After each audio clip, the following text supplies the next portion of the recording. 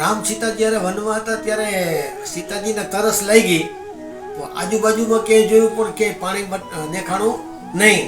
એટલે રામ બધે આજુબાજુમાં જોયું પણ ક્યાંય પાણી મળતું નહોતું. એટલે રામને મોરલા ઉપર નજર પડી એટલે મોર ત્યાં બેઠો હતો. એટલે મોરે જઈને રામને કીધું કે જો તમારે પાણી સીતાજીને પીવડાવવું હોય ને તો તમે મારી પાછળ પાછળ હાલ્યા આવો. એટલે મોરનો આગળ આગળ ઉડતો ગયો ને એક એક પીછું નાખતો ગયો. એમ કરતાં કરતાં એક મોટું સરોવર આવ્યું એટલે ત્યાં જઈ અને સીતાજીને પાણી પાયું. તો મોરના બધા પીછા ખરી જવાથી મોર છે એ મૃત્યુ પામ્યો એટલે ભગવાને એને સીધા છે ને ગોદમાં લઈ લીધો. ગોદમાં લઈ અને પછી ભગવાને એને એવું કીધું કે આ અવતાર તો ઠીક પણ આવતા અવતારમાં છે ને આનું ઋણ તને છે ને આવતા અવતારમાં હું ચૂકવી. પછી એને આવતા અવતારમાં એને કૃષ્ણ તરીકે અવતાર લીધો અને કૃષ્ણ ભગવાનના મુગટની હારે કૃષ્ણ ભગવાને મોરના પીછાને પોતે લગાવ્યું ઉપર.